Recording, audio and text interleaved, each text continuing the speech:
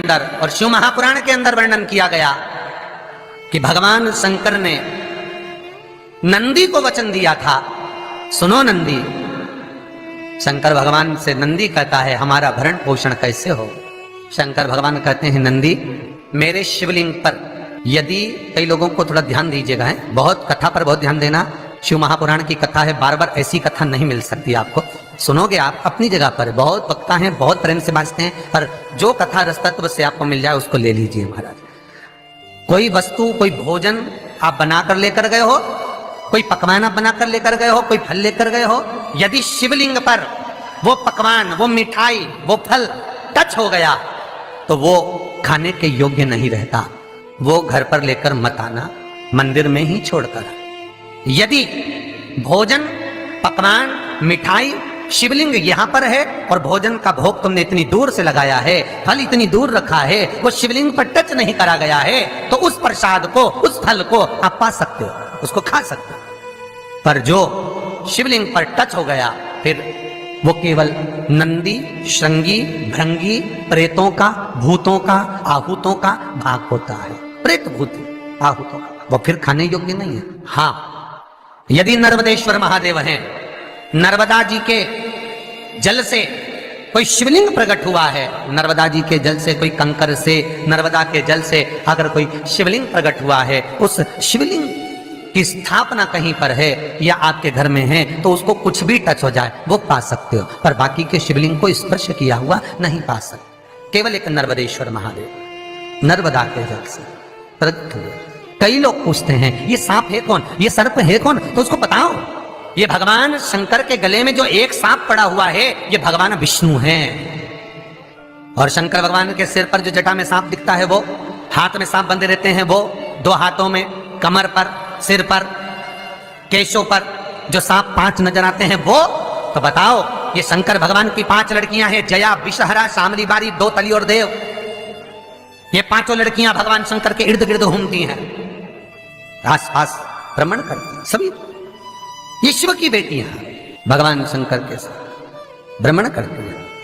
5 जया, विषहरा, शामली बारी, दो तली और देव, ये जो 5 पुत्रियां थी शंकर भगवान की, ये वासुकी को दी गई थी महाराज, क्योंकि ये सर्प की योनि में थी, इसलिए ये वासुकी नाग को प्रदान करी गई थी। वासुकी नाग कौन सा? जिसने मंथन कराया। वासुकी नाग कौन सा? जिसके थन पर पूर्ण पृथ्वी विराजमान है। वासुकी नाग कौन सा? जो निरंतर देवताओं के हित के लिए कार्य करता रहता। एक पान के पत्ते के ऊपर, मात्र पान जानते हो, वो खाने वाला जो पान करता है उसका पत्ता, पान के पत्ते के ऊपर जो चंदन से शंकर के नाम, पार्वती का नाम और ब्रह्माणी सरस्वती का नाम लेकर शिव को समर्पित कर दे महाराज, उसकी भी तिथि बताइए, बड़ी सुंदर है।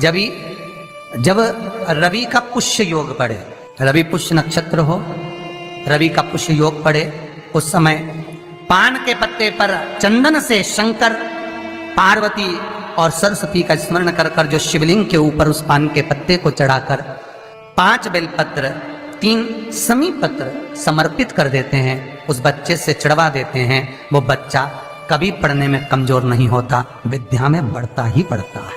पलटकर माँ बाप को देखना ही नहीं पड़ेगा, बच्चे को कभी भी माँ को कहना ही नहीं पड़ेगा कि पढ़ने बैठ, वो खुद पढ़ेगा, रुचि से पढ़ेगा। 5 बेलपत्र, 3 समी पत्र समर्पित कर दें, भगवान शंकर का स्मरण करें और उस बच्चे को प्रणाम करवा कर वापिस लेकर आए। बच्चा विद्या में प्रबल होता है, विद्या प्रखर, भगवान शिव देने वाला है।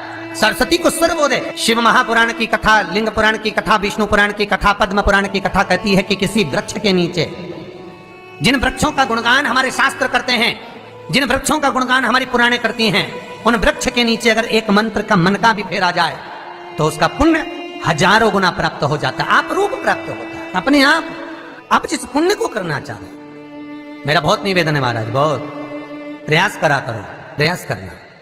अगर हाथ के मनके की माला भी नहीं हो और किसी पीपल के पेड़ के नीचे 15 मिनट बैठने का मौका मिल गया, आंवले के वृक्ष के नीचे 5 मिनट बैठने का मौका मिल गया, किसी आंवले के वृक्ष के नीचे 5 मिनट बैठे हो ओम नमो नारायण का मंत्र का स्मरण कर लो, ओम नमो भगवते वासुदेवाय का जाप कर लो, बस उसका फल 54 हजारों गुना प्राप्त हो जाता है।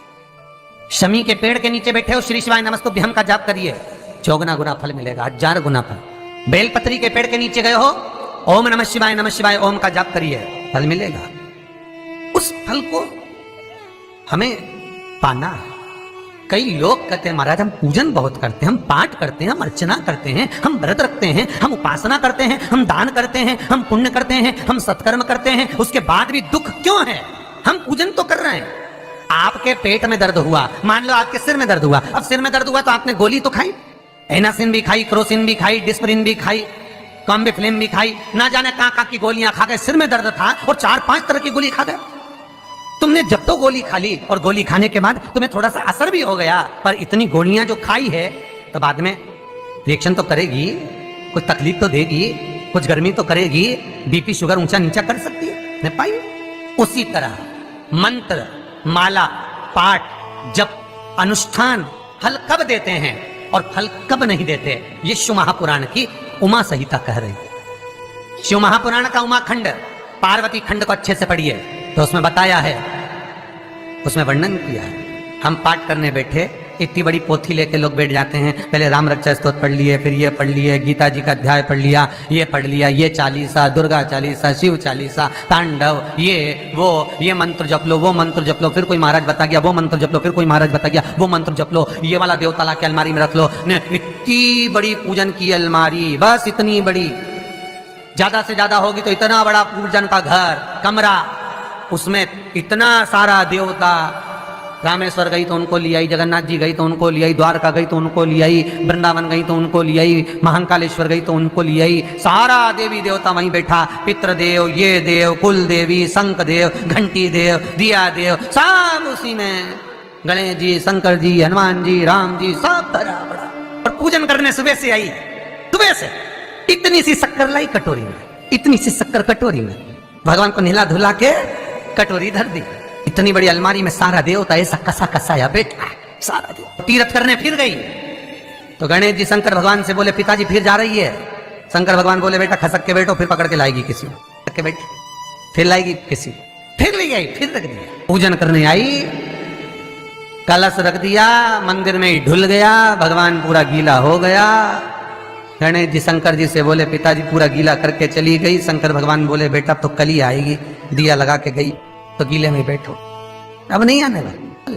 और ध्यान देना साहब, इस कथा को आपके ऊपर लेकर समझाया जा रहा है, क्योंकि शिव महापुराण की कथा कहती है कि आप जो मंत्र जप रहे हो, आप जो माला जप रहे हो, आप जो साधना कर रहे हो, आप जो पाठ कर रहे हो, वह आप पर असर कर रहा है कि नहीं कर रहा है, वो आपको समझना है। राम रक्षा स्तोत्र का पाठ करो तो पहले हनुमान चालीसा पढ़ो, फिर राम रक्षा स्तोत्र करो। शिव चालीसा, दुर्गा चालीसा, गणेश चालीसा, हनुमान चालीसा, गायत्री चालीसा, इन 4-5 चालीसा को एक साथ कभी नहीं पढ़ना। एक चालीसा यदि आपने पढ़ ली है शुरू में, तो पाठ पूरा होने के बाद जब उठने की तैयारी हो तब दूसरी चालीसा पढ़ दो, बाकी की चालीसा भले आप बाद में पढ़ दो, पर एक साथ 4 चालीसा का पाठ नहीं होना चाहिए।